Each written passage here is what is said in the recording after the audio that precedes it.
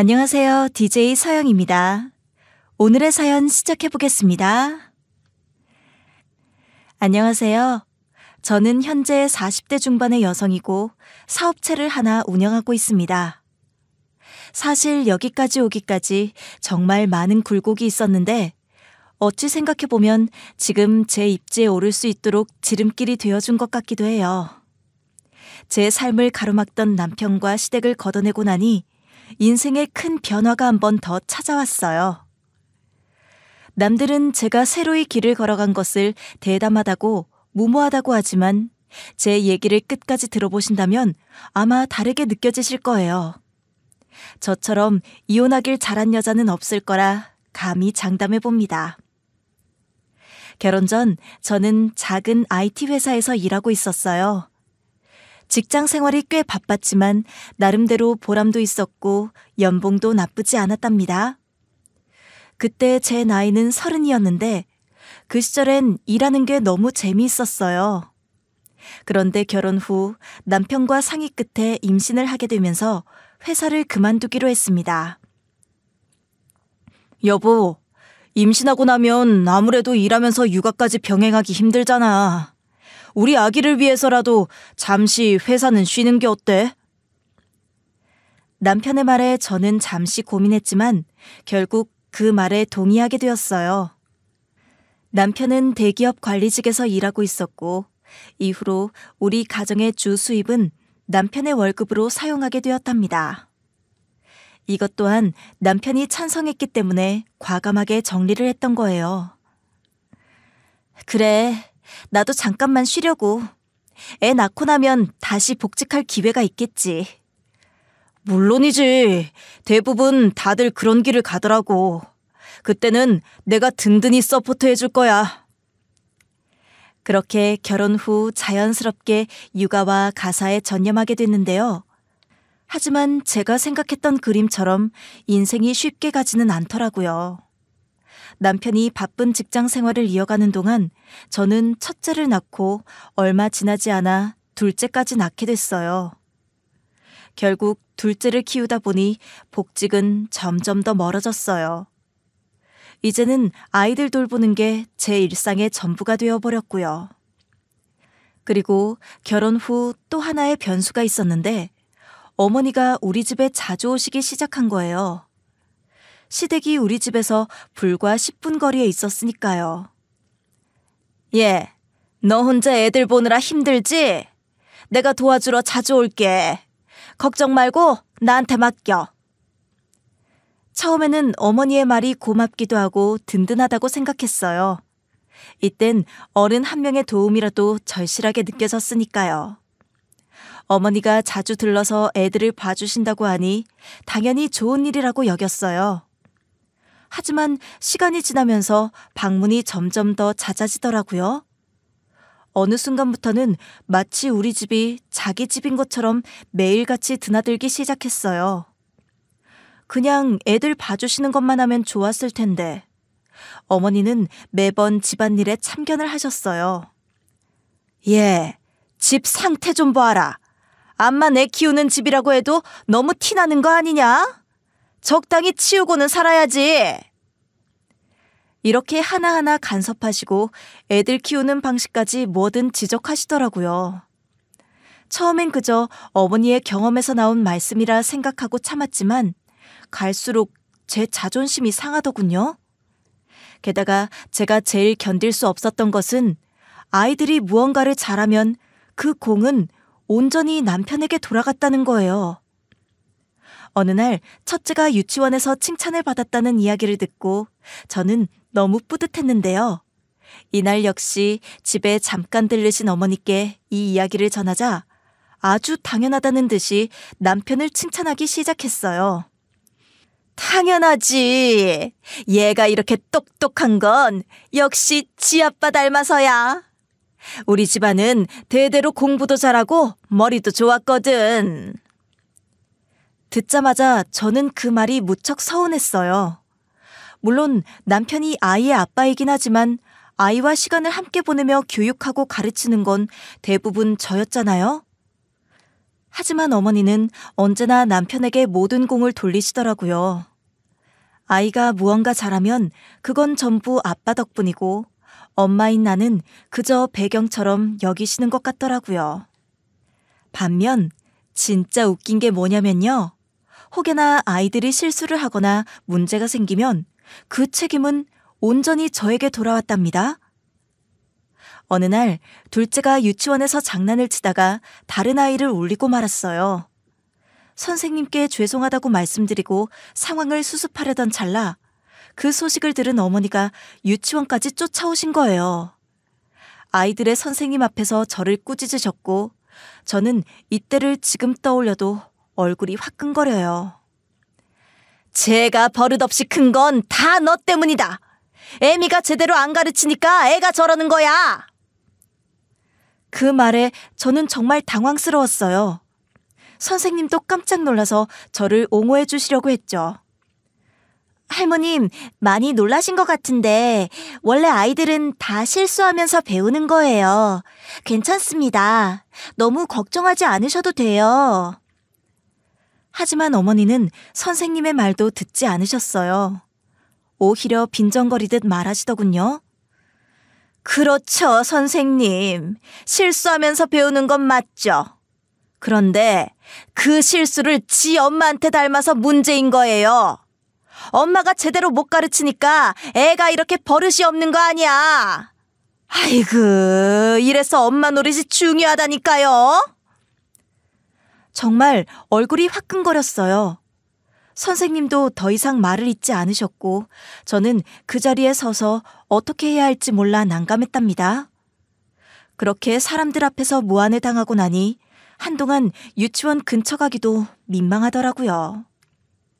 그 사건 이후로 저는 어머니에게 아이들 관련 이야기는 일체하지 않았어요. 그랬더니 눈치는 또 빠른 분이라 자꾸 캐물으시더라고요. 갈수록 저는 입을 굳게 다물게 되고 어머니와의 대화는 줄어들게 되었어요. 물론 남편에게 어머니의 간섭이 너무 힘들다고 말해본 적도 있지만 모든 남자들이 그렇듯 영 재미없는 반응이었어요. 그건 엄마가 옛날 사람이기도 하고 반응이 그럴 수밖에 없지. 너무 심각하게 받아들이지 마. 평소에 도와주시는 거잖아. 남편이야 늘 이런 식이었고 저는 아이들을 생각해서 계속 참고 또 참았어요. 그렇게 결혼 생활 10년을 버텨왔죠. 하지만 시간이 지날수록 어머니의 간섭은 줄어들지 않았고 오히려 점점 더 심해졌어요. 저는 속으로는 점점 더 갑갑해졌지만 겉으로는 아무 일 없는 듯이 지내왔어요. 내색 안 내고 사는 것도 진짜 보통 일이 아니더라고요. 일단 어머니의 기본 가치관은 딱 이렇게 한 줄로 정리할 수 있답니다. 며느리라는 건 그저 집안일 잘하고 남편 뒷바라지나 하는 거지. 그 외에 뭐가 더 필요해? 진짜 듣기만 해도 코웃음이 나오는 저 말을 제가 용케도 듣고 잘 살았네요. 그것도 2000년대를 살면서 말이에요. 그러던 어느 날 저는 정말 날짜도 까먹지 않는 그날을 기점으로 제 인생이 변하게 되었는데요. 그날도 어머니가 선크림을 사오라고 부탁하셔서 동네 부근에 잠깐 나갔어요. 당시 친구들도 무슨 그런 부탁까지 다 하나하나 들어주냐고 했지만 그만큼 어머니는 사소하게 저에게 별 심부름을 다 시키셨답니다. 예, 나 선크림 떨어졌으니 하나 사다 줘라. 네가 사고 나한테 영수증 주면 돈 줄 테니까 좀 사와봐. 내가 가면 뭔 설명들을 그렇게 붙어서 하는지 원. 다들 팔아먹으려고 혈안이 되어 있어. 그렇게 저는 별말 없이 나가서 어머니가 원하시는 선크림을 고르고 있었어요. 그런데 한 손님이 직원에게 뭔가를 물어보는 모습이 보이더라고요. 그분은 온 얼굴과 팔이 빨갛게 타 있었고 선크림을 고르느라 한참을 고민하고 계셨어요. 직원도 바쁜지 온통 왔다 갔다 하느라 대답을 제대로 못하고 있었고 그 손님은 난감한 표정으로 서 있더라고요. 핸드폰까지 들여다보며 뭘 사야 할지 몰라 하는 것 같았어요. 저도 피부 때문에 비슷한 고민을 해왔던 터라 괜히 아줌마 특유의 오지랖이 발동해 말을 걸었답니다. 저기 선크림 보시는 거예요? 혹시 피부가 많이 민감하시면 이런 성분이 들어간 게 더 나을 거예요. 화학 성분이 너무 많은 제품들은 자극되고 안 좋더라고요. 갑자기 끼어들어서 죄송한데 사실 저도 피부가 예민해서 그런 쪽에 관심이 많거든요. 그 손님이 제 말을 듣고 깜짝 놀라며 쳐다보더라고요. 어머, 진짜요? 저도 지금 뭘 사야 할지 너무 고민이었는데 왠지 좀 더 여쭤보고 싶어요. 혹시 추천해 주실 수 있나요? 마침 저도 어머니께 사드릴 선크림을 고르러 왔던 참이라 그 손님과 함께 진열대를 둘러보기 시작했어요. 저도 사실 우리 시어머니 쓰실 거 사러 왔어요. 제가 이런 거 잘 고르는 편이라 어머니가 이쪽은 신뢰하시거든요. 아무튼 선크림은 연령대랑 피부 타입에 따라 조금씩 달라요. 아, 맞다. 이 제품이 좀 더 차단 지수가 높고 민감성 피부에도 잘 맞아요. 그 손님은 제 설명을 듣고 연신 고개를 끄덕였어요. 근데 그러고 보니 애기 엄마 피부도 너무 좋아 보이는데요? 그러면 이걸로 할게요. 그리고 혹시 여기 스킨도 좀 추천해 주실 수 있을까요? 애기 엄마가 너무 잘 아는 것 같아서 더 물어보고 싶네요. 죄송해요. 직원도 아닌데 괜히 물어봐서. 이쯤 되니 저도 괜시리 흥이 올랐고 누구한테 도움되고 칭찬받으니 기분이 좋더라고요. 결국 엄청 마음이 들떠가지고 같이 찾아보는 김에 스킨까지 추천해드렸어요. 사실 제가 이전에 IT 업계에서 일할 때 뷰티 제품 쪽 온라인 마케팅 캠페인도 했었거든요. 옛날 생각이 스멀스멀 올라오면서 자신이 생기더라고요. 그러다 보니 고객 타입별로 뭘 추천해야 할지도 잘 알았어요. 이 스킨이랑 에센스 세트도 괜찮아요. 건성 피부엔 보습력이 중요한데 이게 촉촉하면서도 가볍게 발리거든요. 우리 또 뻑뻑한 건 부담스럽잖아요. 그리고 선크림 전용 클렌징 폼도 꼭 쓰셔야 하는데 이거 한번 보세요. 그 손님은 발그레한 얼굴로 그 자리에서 4-5개를 집어들었어요. 그렇게 가볍게 인사를 나눈 후 저 역시 어머니 선크림을 고르고 카운터로 갔거든요. 근데 그때 가게 사장님이 저를 잠깐 부르더니 조심스럽게 말을 꺼내셨어요. 저기 실례지만 혹시 여기서 일해볼 생각 없어요? 이때 사장님의 첫인상이란 좋기 60대 후반쯤 되어 보이는 분이었어요. 네? 여기서 일이라니요? 저한테 말씀하시는 거예요? 제가 여기서 지금 쭉 지켜봤는데 그쪽이 웬만한 직원보다 더 설명도 잘해주고 잘 봐주셔서 제가 호기심이 생겼어요. 이렇게 젊고 똑똑한 사람이 와서 설명해주니까 분위기가 달라지는 것 같네요. 처음에는 농담처럼 들렸지만 사장님은 정말 진지한 표정이셨어요. 저기 고민은 고민대로 하고 나한테 번호라도 좀 남겨줄래요? 진짜 농담이 아니고 정말로 여기서 일해줬으면 좋겠어요. 아무래도 제가 앞서 아까 그 손님에게 제품을 설명해 준 걸 보시고 사장님 딴엔 되게 마음에 드셨던 모양이었어요. 그래서 저는 잠시 고민하다가 사장님과 옆에서 더 대화를 나눴는데 솔직히 약간 솔깃하더라고요. 더 고민해 볼 것도 없이 그냥 결정하지 그래요. 우리 가게에서 일하시면 처음 월급은 일단 200 정도 맞춰줄게요. 그리고 판매 실적에 따라 인센티브도 줄 수 있어요. 진짜 너무 내 취향이고 내가 찾던 스타일이라 놓치기가 싫네. 그리고 이건 비밀인데 저기 직원도 곧 그만둘 예정이라서 어떠세요? 사장님의 아주 적극적인 제안에 저도 마음이 흔들렸어요. 한동안 육아와 집안일에만 매달려 있던 제가 다시 사회로 나갈 수 있다는 생각이 들었고 웬만한 제 또래 애기 엄마들은 다 여기서 두근거리지 않을까요? 게다가 집안에서 어머니 눈치 보며 아이들만 돌보던 저에게 이건 정말 오랜만에 찾아온 기회 같았거든요. 사장님은 더 나아가서 구미가 당기는 제안을 하셨어요. 그리고 우리 브랜드에서 제품 교육도 받을 수 있어요. 고객 응대나 제품 판매 전략 같은 것도 배우고 앞으로 도움 많이 될 거예요. 이쪽 체계가 꽤 잘 되어 있어요. 이 말을 듣고 나니 더 이상 고민할 필요가 없다는 생각이 들었어요. 일도 재밌을 것 같고 집이랑도 가깝고 시간대도 딱 맞았거든요. 게다가 주변 엄마들이 일하는 모습을 보면서 저도 부러워했는데 이런 기회가 또 올까 싶었어요. 그래서 이날 저녁 남편에게 복직 이야기를 꺼냈어요. 사실 오랫동안 고민해왔던 일이라 조심스럽게 말을 꺼냈답니다. 여보, 그래서 말이야. 나 이제 다시 일 좀 해보려고 해. 가게 사장님이 제안도 해주셨고 시간도 괜찮고 아이들도 이제 많이 컸잖아. 남편은 처음에는 별다른 반응을 보이지 않더라고요.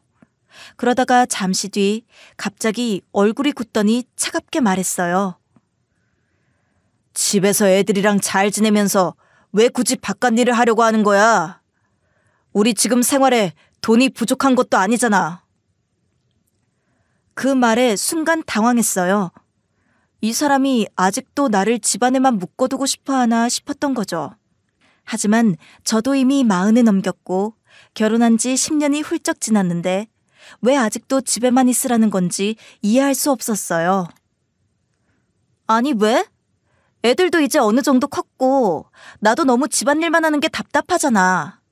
그리고 당신도 알다시피 나는 일하는 걸 좋아하는데 사장님이 제안해 주신 일이 내 적성에 딱 맞기도 해. 이런 일자리 쉽지 않아. 헌데 남편은 여전히 부정적인 태도를 보였어요. 외려 더 화가 난 듯 불만을 토로하더군요. 그럼 애들은 누가 돌봐? 그래, 내가 당신 복직을 반대한 적은 없지만 굳이 일을 해야 할 이유가 뭐야? 돈이 필요해서? 아니면 집안일이 지겨워서 그런 거야? 애들 학교며 유치원 다니는 동안에는 내가 충분히 일을 할 수 있잖아. 그리고 솔직히 나도 이제 뭔가 내 일을 다시 하고 싶어서 그래. 예전에 첫째 낳기 전에 당신이 서포트 해준다는 말 잊었어? 너무 오래돼서 본인이 한 말인지도 몰라? 남편은 말없이 저를 한동안 쳐다보더니 결국 그날 대화를 피했어요. 방으로 들어가 버린 남편을 보면서 저도 더 이상 얘기를 꺼내지 않기로 했어요. 그래도 이미 마음은 정해졌으니까요. 그리고 더 고민할 것도 없이 복직을 결정해버렸어요.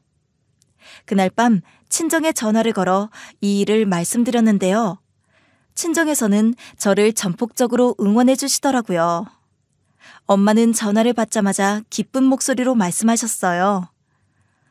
얘, 이게 무슨 소리래? 너 일해야지, 당연히. 네가 그동안 얼마나 답답했겠니. 걱정 마라. 혹시라도 애들 돌보는데 불편한 거 있으면 엄마가 봐줄게. 그리고 그렇게 인정받았다니 엄마도 정말 기쁘다. 그럼 그렇지. 우리 딸은 어디서든 다 잘할 수 있는 애야. 엄마의 그 말에 진짜 큰 위로가 되었어요. 나를 응원해주는 사람이 있다는 게 괜시리 울컥하더라고요. 그러면서도 한편으로는 시댁에서 어떻게 받아들일지 걱정이 되었어요. 아니나 다를까 어머니는 제 결정을 탐탁지 않게 여겼어요. 직장 다니면서 애는 누가 보니? 돈 몇 푼 벌겠다고 그렇게 나가면 집도 당연히 뒷전이 되어버릴 텐데. 너는 지금도 살림이 엉망인데 말 같은 소리를 해야지. 이 어처구니 없는 이유와 더불어 남편은 마치 내가 일을 시작하면 가정이 무너질 것처럼 말하더군요. 당신 그렇게 일 시작하면 집안일은 어떻게 할 건데? 나는 당신이 집에서 잘 돌보고 있으니까 안심했는데. 하지만 저는 기왕 복직을 결심했다면 이런 말들에 일희일비할 때가 아닌 거죠. 더 이상 남편이나 어머니의 말을 신경 쓰지 않기로 마음먹었어요. 물론 이후에도 시댁의 간섭은 끊이지 않았지만 웬만한 건 전 다 귀 닫고 눈 가리고 넘기면서 빠르게 업무를 해결해 나갔답니다. 그런데 제가 무던히 넘어가는 꼴을 도저히 두고 볼 수 없었던지 결정적인 사건이 명절 직전에 일어났어요.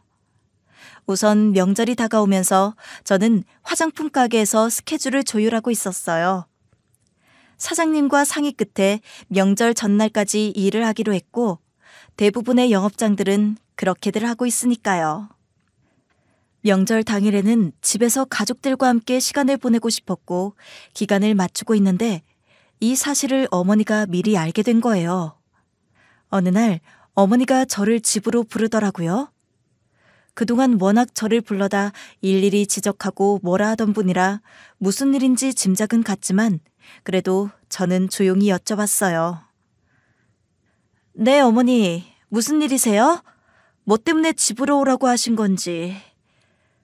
너 말이야, 기어이 역 근처 화장품 가게에서 일한다며? 뭐 어쨌건 내가 그렇게 꽉 막힌 사람도 아니고 너도 나가서 밥벌이 하겠다니 이해는 해. 하지만 너한테 제일 중요한 일이 뭔지는 잊지 말고 살아야지. 무슨 말씀이신지 잘 이해가 안 가는데요, 어머니. 그러니까 잘 들어보란 말이야. 너 돈 버는 것보다 중요한 게 집안일인 거 몰라? 도대체 무슨 생각으로 명절에 집안일도 안 하고 나가서 일하겠다는 거냐? 어머니의 말은 예상했지만 그래도 꽤 충격적이었어요. 제가 일을 하려는 건 저 자신을 위한 것도 있지만 크게 보면 엄연히 가족을 위한 결정인 거잖아요. 그런데도 어머니는 모든 걸 싹 무시하고 저를 죄인 취급하시더라고요. 그것도 명절에 빗대어서 저렇게 말씀하시니 진짜 기가 막혔어요. 어머니, 명절 준비는 제가 다 해놓고 나갈 거예요. 굳이 명절날 일하는 것도 아니고 그 전날까지만 가게에서 일하는 거고 전혀 상관없을 텐데요. 하지만 어머니는 제 말을 듣지도 않으셨어요. 마치 제가 말하는 건 전부 핑계로 치부하시더군요. 어머니는 차갑게 웃으며 한숨을 푹 쉬더니 다시 말을 이어갔어요. 어디 TV 같은 데서 보면 명절 앞두고 부랴부랴 알바 구하는 며느리들 많다고 하더니 너도 그럴 줄은 몰랐지. 너 나 만만한 사람 아닌 거 모르냐? 나한테는 그런 핑계 통하지 않으니까 내 앞에서 일 얘기 꺼내지 말아라. 아니, 전혀 그런 상황이 아닌데 어머니 무슨 말씀을 하시는 거예요? 누가 그렇대요? 제가요? 아이 됐어, 시끄러워.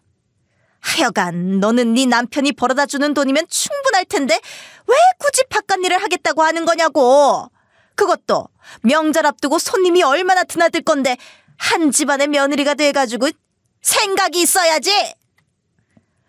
대체 왜 이런 소리를 들어야 되는지 전 조금도 이해가 안 가요. 제가 일하는 게 어머니께 그렇게 큰 잘못이라도 되나요? 명절날 일하는 것도 아니고 그 전날까지만 일하는 거라니까요. 네가 하는 일이 뭔지는 모르겠지만 그깟 돈 얼마 번다고 명절 준비 다 내팽개치고 바깥일 핑계대고 앉았냐? 아주 불붙은 나방도 아니고 왜 그렇게 나대? 네 할 일이 뭔지는 정확히 알아야 할 거 아니야. 이 집 며느리 10년 넘게 해먹고도 아직도 그걸 모르냐? 그 순간 저는 뭐가 되든 간에 할 말은 해야겠더라고요. 사람을 적당히 우습게 봐도 유분수지 이건 넘어갈 일이 아니었어요. 어머니, 말씀 잘하셨네요. 제가 이 집 며느리로서 10년 넘게 할 일 다 하면서 살아왔어요. 할도리는 다 하되 그게 만족스러운지는 어머니 취향 문제지 제 잘못이 아니에요. 대체 제가 뭘 그렇게 잘못을 해서 이런 소리를 듣나요? 그러자 어머니는 헛웃음을 지으며 답했어요. 얘 말하는 것 좀 봐. 너 잘 들어봐라. 명절이 어떻게 그날 딱 시작해서 끝나는 줄 아냐? 당연히 3, 4일 전부터 재료 사고 준비해야지. 손님들 오면 음식 차리고 해야 할 일들이 얼마나 많은데 그거 싹 무시하고 너 일한다며. 아이고, 똑똑하고 대단한 며느님 나셨다. 여기서 저도 같이 쏘아붙이려는데 갑자기 남편이 말을 막았어요. 엄마 말이 좀 과한 감도 있지만 틀린 말은 아니야. 엄마 입장에서야 그간 같이 하던 걸 혼자 하게 됐는데 말 나올 만도 하지. 이건 당신이 맞춰줘야 해. 일하는 건 알겠는데 당신 하던 도리는 제대로 해야지. 당신까지 자꾸 말 덧대면서 사람 화나게 만들래? 뭘 자꾸 나만 이기적인 사람 만들어? 말 잘했다. 그간 나랑 어머니랑 둘이 하던 거 당신은 왜 안 했어? 지금은 나도 똑같이 일하는 입장인데 왜 당신은 빠지는데?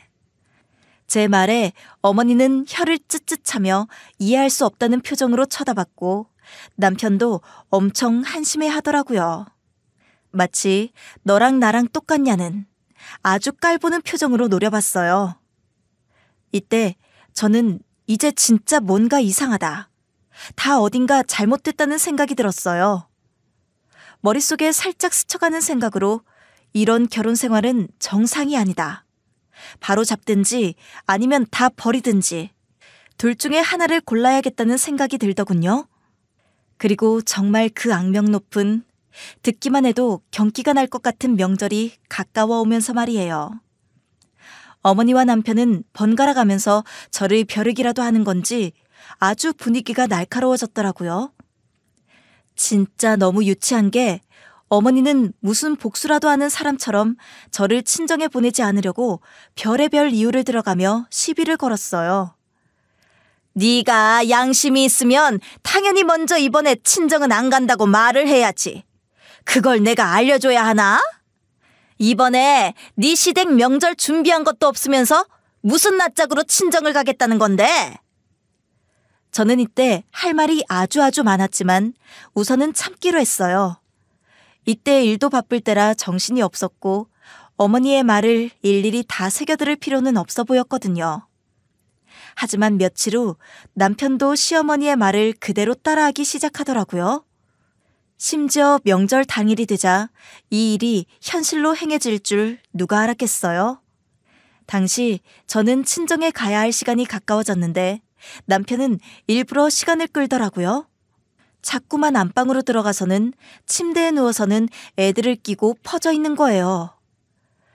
애들 피곤해 보이니까 좀 쉬게 하자. 그냥 자고 가는 게 낫지 않겠어? 남편은 마치 아무 일도 아닌 것처럼 말했지만 당연히 저는 그 말을 듣고 화가 나기 시작했어요. 하도 어머니가 들들 볶아대셔서 내내 일하고 명절 준비하느라 움직였잖아. 이쯤 되면 당연히 친정으로 움직여야지. 무슨 소리야?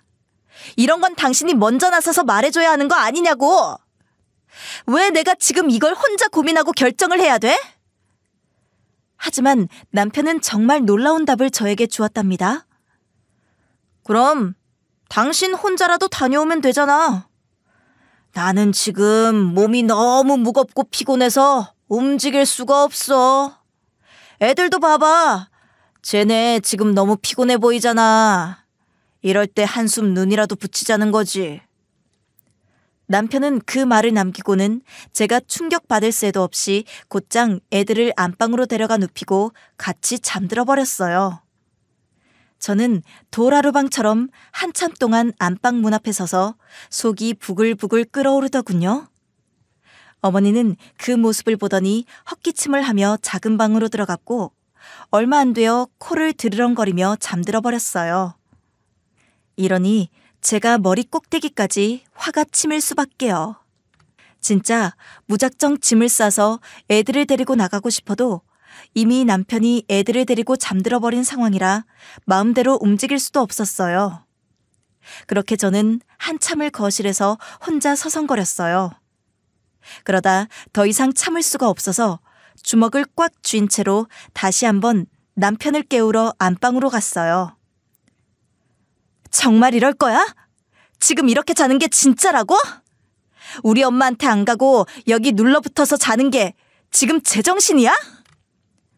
남편은 이때 몸을 뒤척이며 짜증 섞인 목소리로 대답했어요. 아, 제발 그만 좀 해. 왜 그렇게 유난이야? 애들도 피곤해하잖아. 너 혼자 가면 되지. 왜 나까지 끌어들이냐고. 제가 뭐라고 더 따지려는데 이불을 바로 뒤집어 써버린 남편 때문에 침대 한 귀퉁이를 한참 노려보다가 밖으로 나왔어요. 그날 저는 결국 친정에 가지 못하고 열이 잔뜩 올라 있었어요. 안 되겠다 싶어 이때 곧장 친정엄마께 100만 원을 보내드렸어요. 명절에 얼굴도 못 뵈는 게 너무 죄송해서 조금이라도 마음을 전하고 싶었거든요. 얼마 뒤에 잠에서 깨고 뒤척거리는 남편에게 들으라고 말했답니다. 됐어. 당신 말 맞다나 이번 명절엔 그냥 푹 쉬어. 엄마한텐 용돈 보내드렸으니까 그럼 됐지 뭐. 그런데 그 말을 듣자마자 남편은 갑자기 벌떡 일어나더니 화난 얼굴로 노려보더군요. 뭐? 용돈을 보내? 와, 나 지금 정신이 번쩍 드네? 말해봐.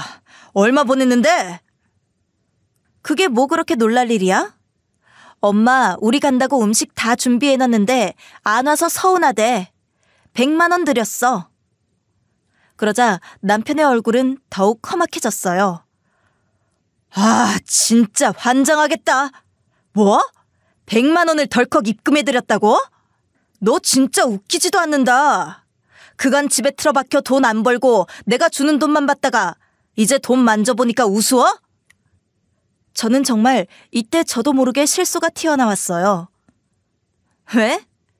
네가 내가 버는 돈은 푼돈이라며. 그깟 푼돈 이 정도도 못 보내드리냐? 명절날 엄마 얼굴도 못 뵙는데 이 정도는 할 수 있는 거지.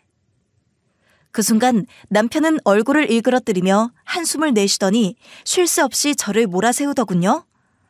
아니, 뭐 도대체 그깟 가게에서 뭘 하길래 돈이 나와? 사기당한 거 아니야? 끼케야 화장품 만지작거리고 팔아대는 거면서 돈 100만 원씩 턱턱 줄 수 있을 만큼 월급이 나오냐? 사실 제가 앞서 푼돈이라고 비꼰 건 제가 일하는 내내 남편이 저를 무시했기 때문이에요.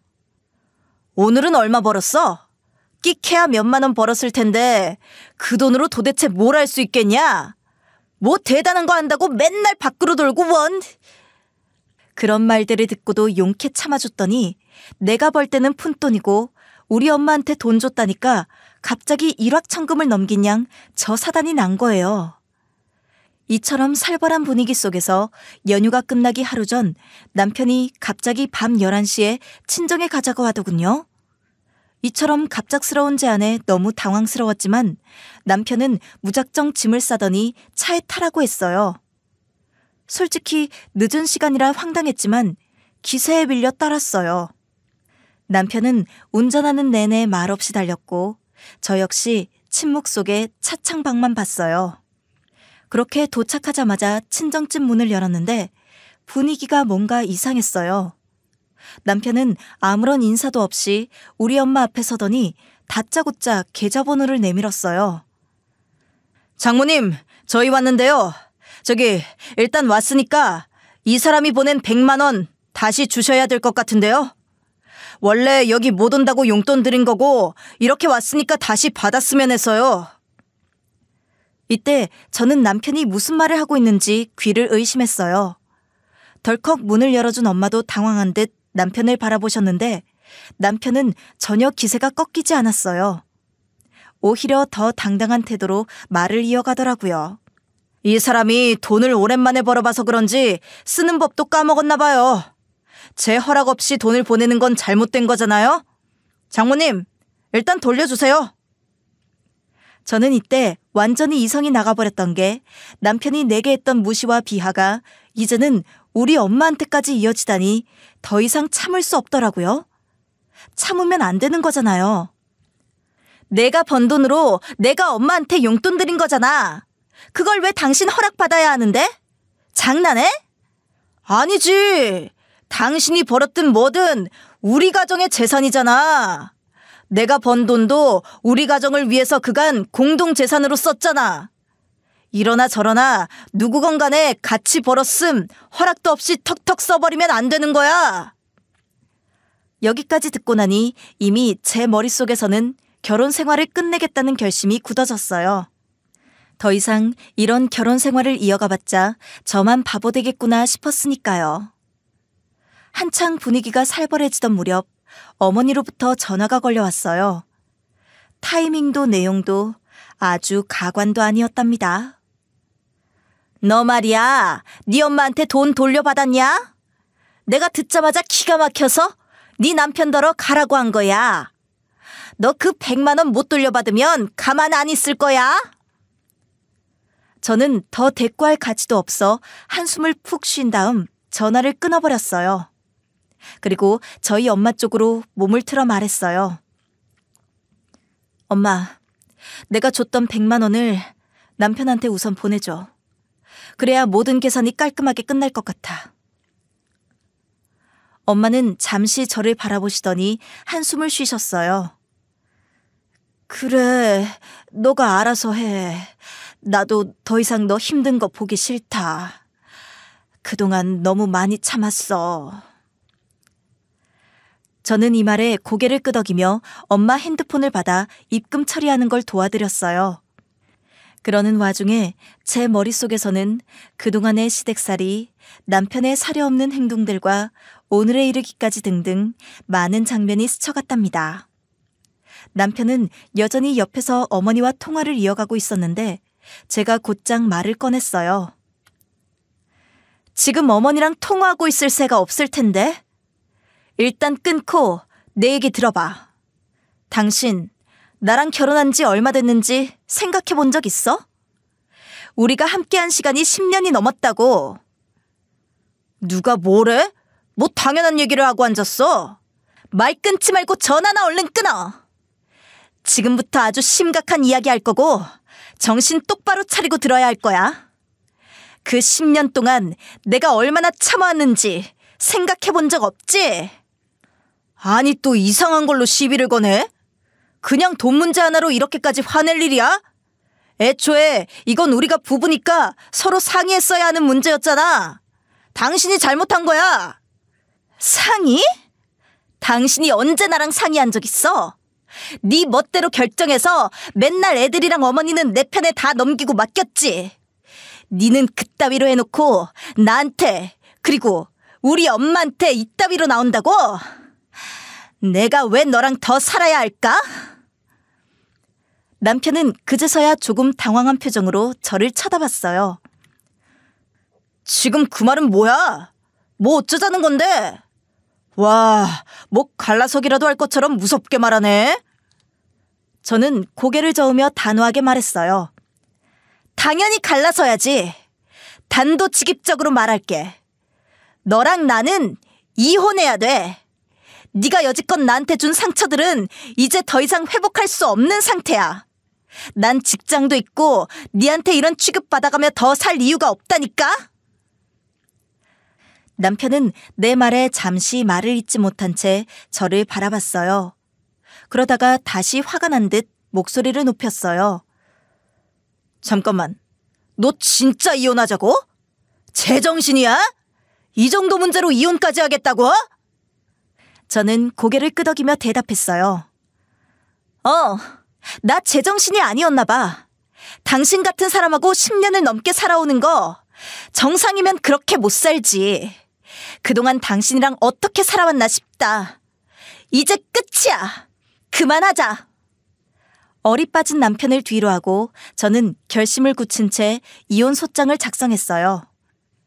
이혼을 준비하는 과정이 쉽지는 않았지만 주변에서 많은 도움을 얻게 되었어요.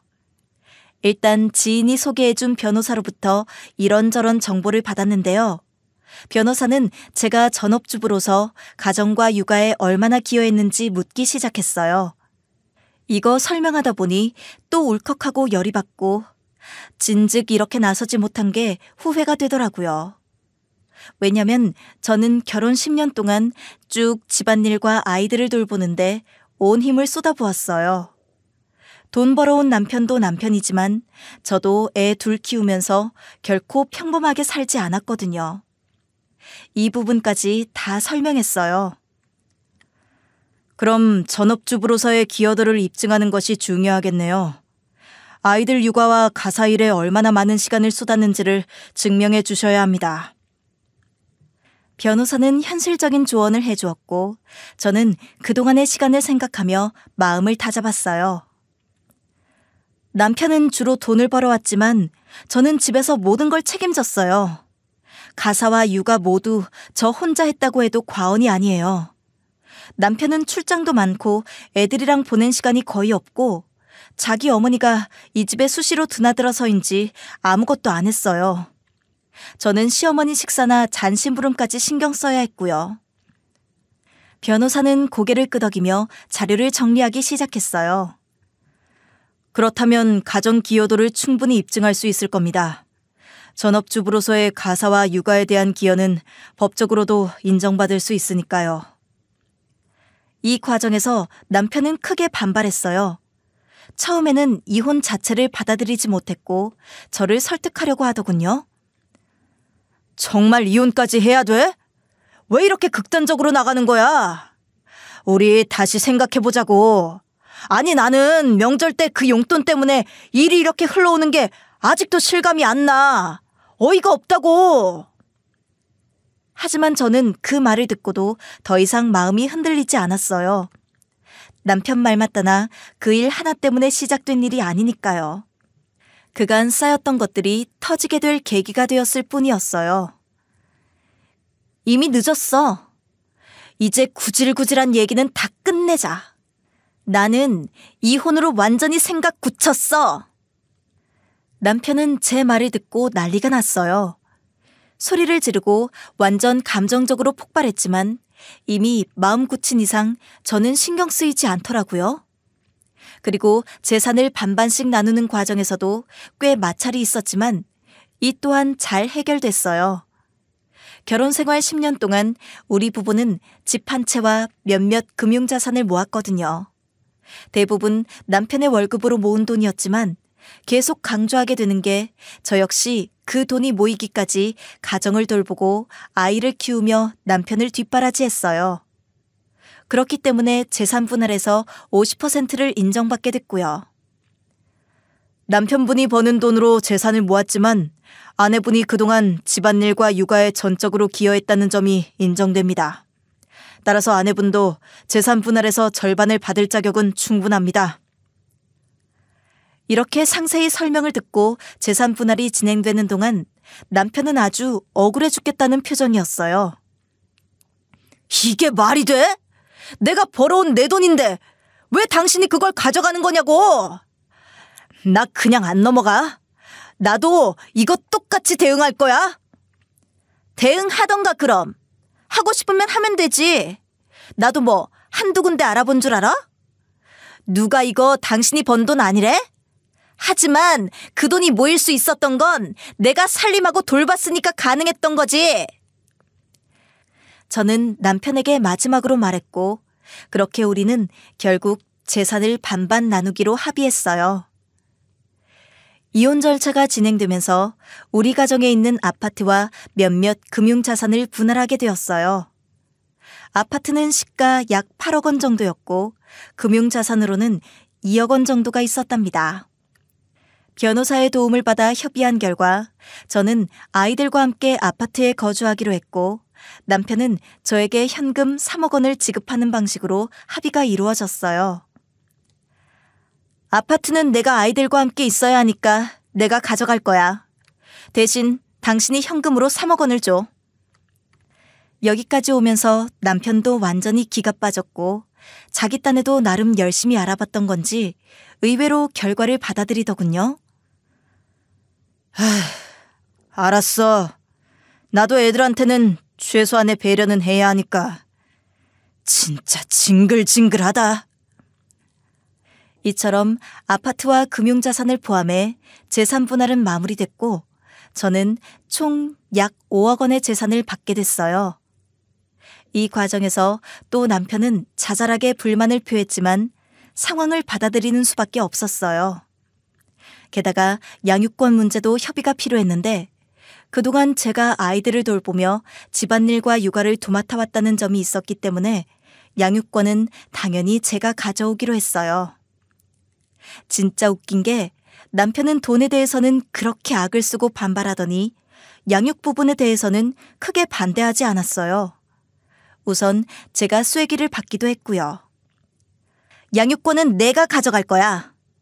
애들은 내가 키웠고 당신이랑 있는 시간보다 나랑 있는 시간이 훨씬 많았잖아? 남편은 입을 다물더니 잠시 후 말했어요. 그래, 그건 인정할게. 나도 자주 못 봤으니까. 가끔씩 애들 만나러 갈게. 남편은 워낙에 애들을 제대로 돌본 적이 거의 없었어요. 대부분은 저에게 맡겼고 일 핑계로 집에 잘 들어오지도 않았으니까요. 애들 밥 한 번 자기가 차려서 먹인 적도 없었으니 당연히 양육에 자신이 없었을 거예요. 자기 딴엔 차라리 제가 데려가는 게 나았겠죠. 이로써 재산과 양육권 문제까지 모두 정리했고 이렇게 하다 보니 새로운 삶을 준비하기까지 그렇게 시간이 많이 걸리진 않았어요. 저도 그전에는 걱정이 좀 있었는데 막상 하나씩 해결하다 보니 어렵진 않더라고요. 그리고 이혼 절차가 모두 마무리된 후 화장품 가게 사장님께 조심스럽게 이혼 이야기를 전했어요. 솔직히 이런 얘기를 꺼내는 게 쉽지는 않았지만 사장님께는 알려드려야 할 것 같더라고요. 그런데 정말 뜻밖에도 사장님은 제 이야기를 듣더니 갑자기 생각지도 못한 제안을 하셨어요. 영선 씨, 혹시 여기 가게 인수할 생각 없어? 저는 깜짝 놀라서 사장님을 쳐다봤어요.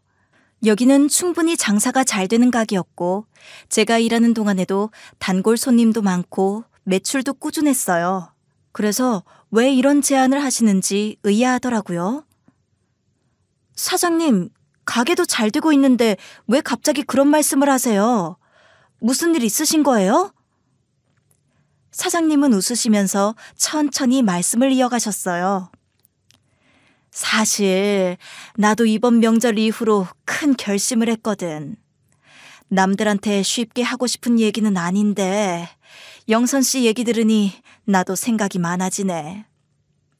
나도 좀 사정이 있어서 앞으로 자식들한테 더 이상 100원 한 푼도 지원해주고 싶지가 않아. 들어보니 역시 남일은 모른다고 사장님도 뭔가 가정과 관련된 일이 있으셨던 것 같아요. 이젠 내 인생도 내 마음대로 좀 살고 싶어. 쭉 해왔던 일들도 다 그만두고 여행도 다니면서 좀 쉬고 싶네. 딴 사람도 아니고 영선 씨가 여기를 이어준다면 나는 너무 끝이 깔끔하고 좋지. 사장님 얘기를 들어보니 자세히는 모르지만 남편과 자식들로부터 받는 스트레스가 많은 것 같았어요. 어쨌든 그런 사정을 다 떠나 사장님의 말은 저에게 큰 충격이었어요. 갑작스럽기도 했고 가게를 인수하는 게 과연 제가 할 수 있는 일일까 싶어서 고민도 됐어요. 하지만 동시에 가슴이 뛰기도 하더라고요. 제가 사업체를 운영하게 되니 이전과는 다른 모습으로 사회에서 활발하게 일할 기회가 생긴 것 같았어요. 그래서 며칠 동안 진지하게 고민하게 되었답니다. 며칠 뒤 사장님이 한 번 더 힘주어 제가 결정 내리기 쉽게 말씀하셨어요. 영선 씨, 여기서 일하면서도 꽤 좋은 성과를 내고 있잖아. 가게 운영하는데도 재능이 있고 손님들 응대도 잘하고 실력 있고 젊고 머리도 좋아. 더 고민할 게 뭐가 있대? 그 말을 들으니 사장님이 저를 믿고 있다는 느낌이 강하게 들었고 저도 자신감이 확 붙더라고요. 결국 저는 그 제안을 받아들이기로 결심했어요. 며칠 뒤 사장님과 함께 가게 인수 계약을 마쳤는데요. 2억 원을 주고 가게를 인수하게 되었어요. 결혼 전에 쭉 쌓아온 직장 경험, 그리고 화장품에 대한 관심 덕분에 가게 운영에는 자신이 있었답니다. 사장님, 저도 최선을 다할게요. 제가 할 수 있는 걸 다 동원해서 가게를 좀 더 내실 있게 신선하게 완성해 나가고 싶어요.